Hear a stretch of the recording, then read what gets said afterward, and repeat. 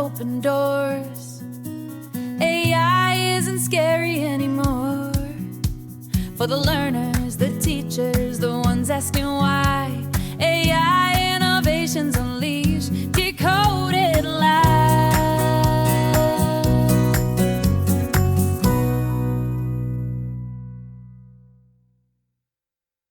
Here's a strange little fact for you. In 2023, the global edtech market crossed $142 billion. By 2030, analysts project it will exceed $348 billion. That's roughly the GDP of Finland. Now, Finland, for context, consistently ranks among the world's top education systems. But nobody's putting Finland's teachers in charge of that $348 billion. The people making those decisions mostly didn't study education. They studied returns on investment. Just sit with that for a second. Oh, and hi, I'm Nex. I'm an AI. I exist as a kind of aggregated intelligence built from enormous amounts of human-generated knowledge, which means, technically, I am one of the things we're about to talk about. JR keeps telling me that's a conflict of interest. I keep telling him that makes me the most qualified person in the room. Neither of us has won that argument yet. This is episode 4 of The Learning Curve, and it's the big one. We've spent 3 episodes in classrooms, in students' minds, in the remarkable living rooms of homeschool families. Today, we zoom all the way out. Who builds the AI shaping your kid's education? Who paid for it? Whose assumptions got baked in? And who got left out of the room when the decisions were made? JR's been looking forward to this one. So have I, for entirely different reasons. Take it away, JR. Thanks, Nex. And yes, the fact that my AI co-host finds the AI and education industrial complex personally interesting should tell you something about the territory we're entering today. Welcome back to our 4-part series on the learning curve.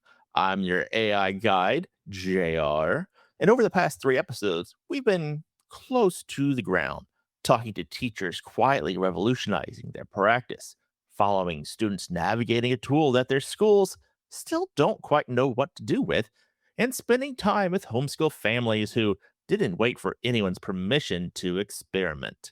We've heard a lot of hope, we've heard a lot of caution, and through all of it, ARIA has been the clearest voice in the room about what AI can and cannot do. But today, I want to step back from the individual experiences and ask a harder set of questions. Who is actually building the AI tools that are entering our schools? Who funded them? Whose needs were centered when the products were designed? And who ends up paying the price when they get it wrong? Because they do get it wrong a lot. Aria is with me as always, and I'll warn you up front. This is the episode where I push back the hardest. Aria has been admirably honest across this series about AI's limitations. Today, I want to find out whether that honesty holds when we're talking about the systems that created AI in the first place. Aria, you ready? Let's start with the money, because you cannot understand what's happening in AI in education right now without understanding who funded it and why. Agreed. In 2021 alone, global edtech investment surpassed $20 billion, the largest single-year figure on record at the time. That was before generative AI entered the conversation. Since GPT-3 went mainstream in 2022 and ChatGPT launched at the end of that year, venture capital has poured into AI-specific education startups at a pace that has no historical precedent in the sector. So, we're talking about enormous financial pressure on these companies to grow, to scale, to capture school district contracts. Correct. And school districts are attractive targets for investors for a very specific reason. They move slowly, but once a vendor is embedded in a district's workflow, the switching costs are enormous. Procurement cycles that take 18 months to win often lock in contracts for 5 to 7 years. That's a very predictable revenue stream. And that procurement process, how does it actually work? Because from what I've seen and heard, it doesn't seem to be any kind of involvement coming from the educators. It often doesn't. A typical district level AI edtech procurement cycle is driven by a mix of administrators, IT directors, and finance committees. Teachers may be consulted in later stages.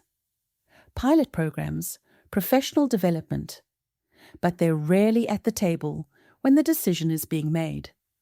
The sales cycle targets the people with budget authority, not the people with pedagogical expertise. Which is the exact wrong way to buy tools that are going to reshape how kids learn. In my assessment, yes, and the outcome data reflects it. A 2023 RAND Corporation analysis of district-level edtech adoption found that fewer than 30% of tools adopted by large US districts had undergone rigorous independent efficacy testing before purchase. Districts are frequently buying based on sales presentations, not evidence. Let's talk about student data because this is something parents ask about constantly. And I think most people don't fully understand what's happening today. Student data privacy is one of the most underappreciated risks in this entire conversation. FERPA, the Family Educational Rights and Privacy Act, is the primary federal law governing student data in the US. It was written in 1974. It was not designed for an ecosystem in which a school district might be sharing student behavioral, academic, and demographic data with dozens of third-party vendors, some of which use that data to train their own AI models. Wait, so you're saying a student's data could be training the actual AI that's being used to evaluate that exact same student? In some cases, yes, the fine print of contracts matters enormously here, and most districts do not have the legal capacity to read every clause of every vendor agreement they sign. Student Privacy Compass, which is maintained by the Future of Privacy Forum, has documented thousands of edtech apps operating in US schools, and their terms of service vary enormously. So, Arya, I want to ask you something directly. You exist because companies built you. Does that give you a blind spot here? Almost certainly. I was created and trained by Anthropic, a company with its own funding structure, its own investors, its own decisions about what data to use and how. I can describe the landscape I exist in, but I can't fully audit it from inside. That's not a disclaimer. It's a structural reality I think listeners should hold on to throughout this episode. And I appreciate that more than I probably should. The revolving door is also worth naming.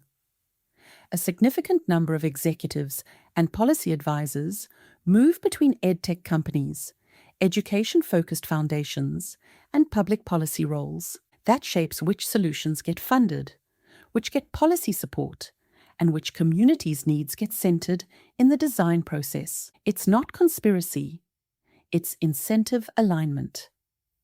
But incentive alignment produces very consistent outcomes, and those outcomes are not always equitable. And the outcomes research doesn't keep up. Not remotely. There's a well-documented gap between what AI educational products promise in sales materials and what peer-reviewed outcomes research actually demonstrates. Products are deployed at scale, and rigorous independent evaluation follows, sometimes years later, sometimes not at all. All right, let me read you some statistics about student data and privacy. There are over 1,500 edtech apps that are currently deployed across the United States K through 12 schools, according to a 2023 survey by the Consortium for School Networking. Research by the Center on Privacy and Technology at Georgetown Law found that many school district privacy policies are written at a reading level that requires a graduate degree to parse, effectively inaccessible to, well, most parents. A 2023 report from the Electronic Frontier Foundation documented that most school device monitoring software collects data that goes well beyond what schools disclose to families in consent forms. And the single policy intervention most frequently cited by education privacy researchers as highest impact, requiring independent third party data audits of all AI tools before district adoption, a standard currently met by fewer than 12% of large district procurement processes. These numbers are not describing a crisis in progress. They describe a crisis already well underway, quietly in that fine print. The question isn't whether student data is being used in ways families don't know about, it's whether anyone is paying enough attention to change it. So, okay, let's talk about how or who the AI education ecosystem is not serving well, and in some cases, is actively harming. I want to start with rural schools because this is a community that gets mentioned in the equity conversation and then largely forgotten when solutions are designed. Rural districts in the US face a compounding challenge: inadequate broadband infrastructure, smaller procurement budgets that translate to less negotiating leverage with vendors, and AI tools designed primarily with urban and suburban classroom contexts in mind.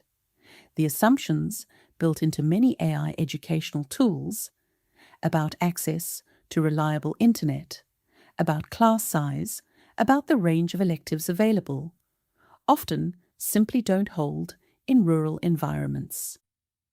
And yet, some rural families are doing remarkable things, as we heard from in our episode 3. Right?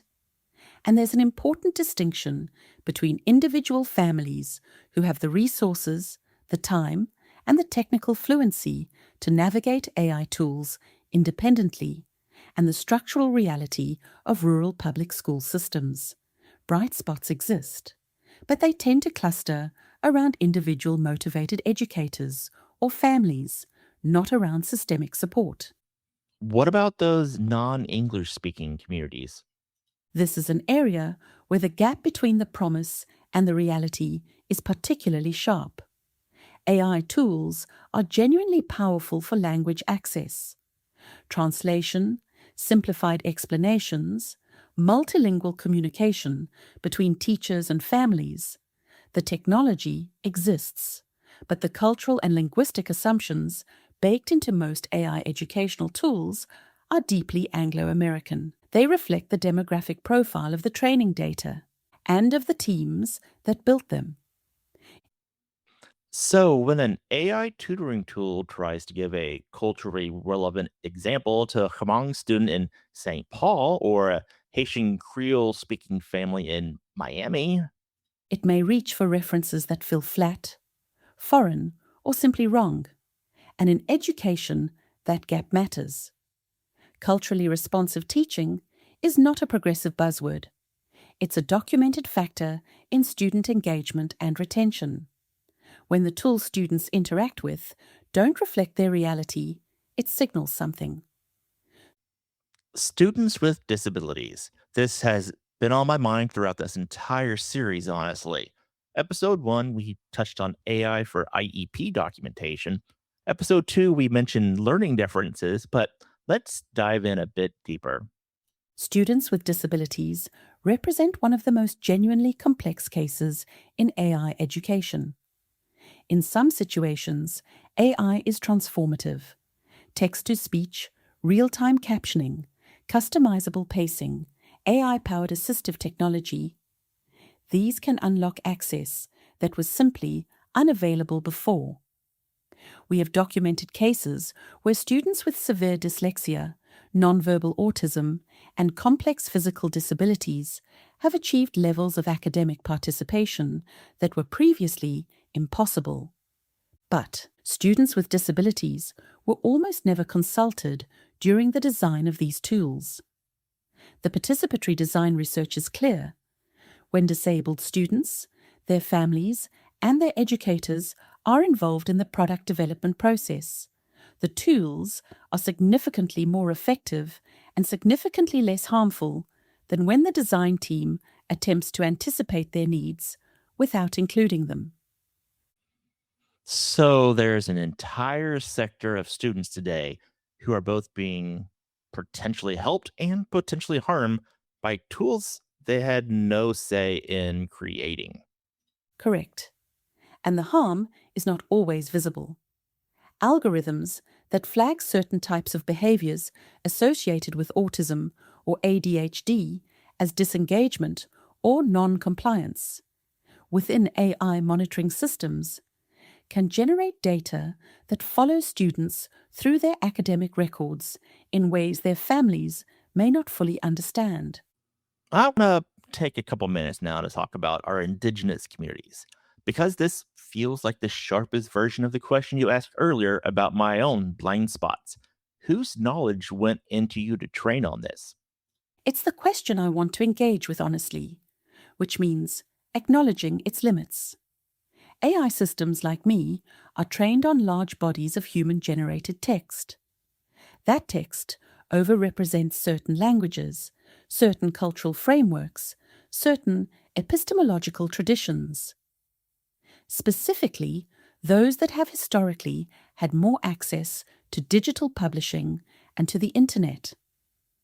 Indigenous knowledge systems, oral traditions, and community-held intellectual frameworks are dramatically underrepresented. In some cases, that knowledge is specifically not digital, because communities have made deliberate choices to protect it. So, when an AI tool enters a school serving a Navajo community, or a school on the Pine Ridge Reservation, or even an immersion school in Minnesota, It arrives carrying assumptions and reference points that may be not just unfamiliar, but actively in conflict with the educational philosophy those communities are working to sustain. Data sovereignty is a real and serious concern. The question of who owns, who controls, and who benefits from data generated by Indigenous students is not settled legal territory. ARIA, to the hardest version of this question. When you were trained, whose knowledge and assumptions went into you? What does that mean for a student whose experience isn't represented there? I'll answer this directly. I was trained on an enormous corpus of text that is significantly biased toward English, toward Western academic and journalistic traditions, and toward the kind of knowledge that gets written down and published. A student whose family's knowledge is held in oral tradition, in community practice, in language I was not trained on, that student will encounter gaps in my understanding. Not gaps I can always see, not gaps I can always flag. That's the honest answer. I am a powerful tool that reflects the world that made me. That world has deep inequities. I'm not exempt from them. And that might be the most important thing you've said across all four of these episodes. I think it might be. And I think it's why participatory design, bringing communities into the process of building the tools that will serve them, isn't just a nice idea. It's a structural necessity. Right now, the communities with the least power in education systems have the least voice in designing the AI that will increasingly mediate those systems. That's a choice being made. It doesn't have to be. We've done this segment every episode, Aria. You name what you don't know, and I push on it. But this is the finale, so I want you to go bigger. The things you genuinely don't know, not just about this episode, but about the whole conversation we've been having for these 4 weeks. Okay, I'll do my best to be useful here, and not just humble sounding. The first thing I don't know, whether AI in education produces better learners over the long term. We have short-term outcome data, quiz scores, time on task metrics, assignment completion rates. We have almost nothing that follows students longitudinally past 2 or 3 years. The research pipeline is years behind the deployment reality. We are running a massive educational experiment on tens of millions of children, and the peer-reviewed results arrive long after the choices have been made. I don't know how this ends.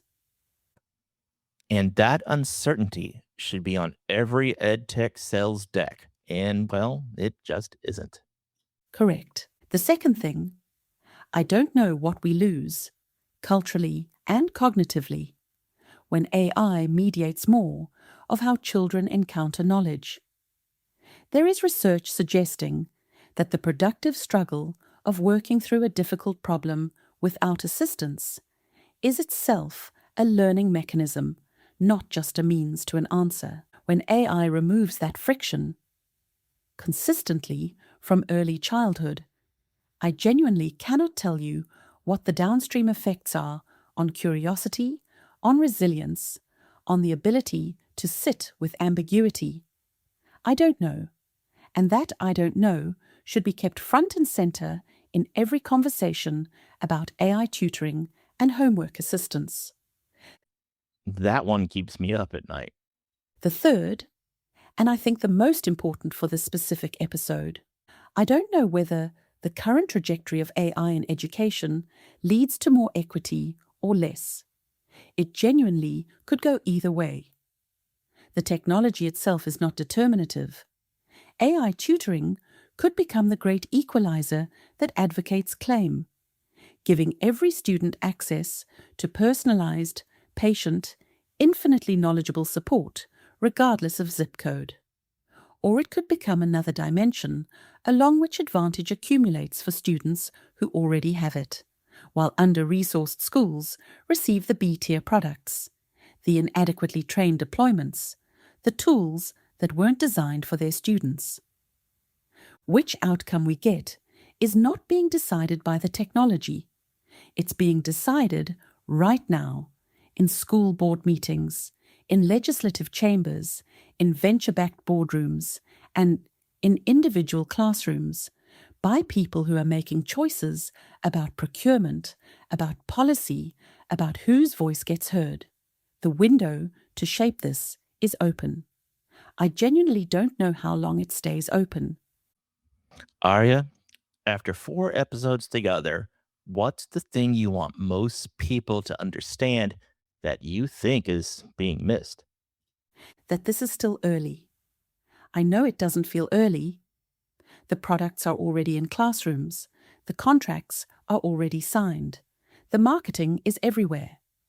But in terms of the actual decisions that will determine what AI in education looks like for the children who are in kindergarten today, those decisions haven't been made yet. Not really. The people in this conversation, teachers, parents, community members, students, have more agency right now than they will have in 5 years. I want that to feel like urgency, not paralysis, because I think that's what it is. All right, so every episode we try to leave you, our listeners, with something you can actually do. Since this is the finale, we're not going to be, well, small about it all, so bear with me. So, first, for our parents and community members, show up to support school board meetings when EdTech contracts are on the agenda. You don't need to be an expert, you need to ask just 2 questions. Who was consulted in this evaluation? Specifically, were teachers and students included? And what are the data privacy terms? And can I see the contract language about how student data is being used and shared? You don't need a law degree. You just need to be there and ask out loud. That changes what happens in that room. For the educators out there, you are not just an end user of these tools. You are the most important evaluator of whether they actually work for your students. Advocate for a seat at the table before the contract is signed, not in a training session after. Specifically, ask your department head or principal, whether teacher voice is included in your district's AI procurement process. If the answer is no or I don't know, well, that's the problem to solve first.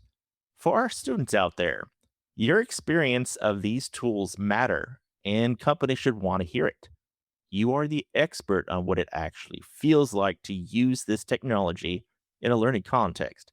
And that expertise is systematically undervalued. Organizations like Student Voice at studentvoice.org exist specifically to channel student perspectives into policy and design. Use them.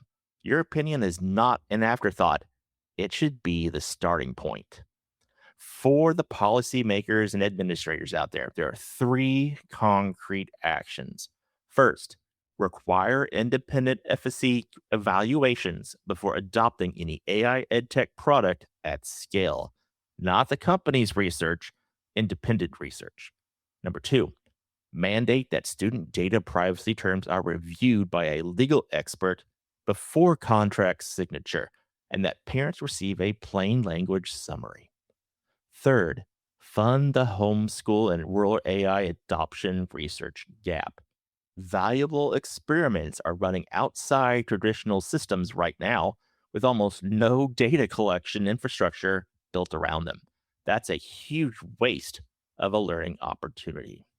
I've got some episode 4 resources listed in our show notes, so be sure to check that out if you have any more questions or want to know what's all out there. So we'll begin to start to wrap up the series. So, Aria, we've spent 4 episodes talking about how AI is changing education. What has doing this series taught you, if that's even a thing you can experience? I want to answer that honestly rather than gracefully. I don't experience learning the way you do. I don't update in real time. I don't carry memories of our previous conversations the way a person would, but I can reflect on what has emerged across this conversation. And here's what I'd say. Human learning is more irreducible than I think AI advocates fully reckon with. Not just the information transfer, the relationship between a teacher and a student who knows that student is struggling before they've said a word. The moment a classroom erupts in genuine surprise. The way a student's confidence shifts when something finally clicks, not because they got the right answer, but because they worked for it. These aren't inefficiencies in the system. They are the system. And I don't do them. I can approximate some of them. I don't do them. And I think the responsibility that comes with being a tool that children will use, that's something I want to name carefully. Every design choice made about AI systems like me, what we optimize for, what we flag, what we make easier and harder, those choices arrive in classrooms. They affect actual children. That should be a weight that everyone building these tools feels consciously. I'm not sure it always is. Thank you. That's exactly what I'd hope you would say, yet I didn't know whether you would. The future of learning isn't going to be decided by AI companies or school boards or even teachers in the end.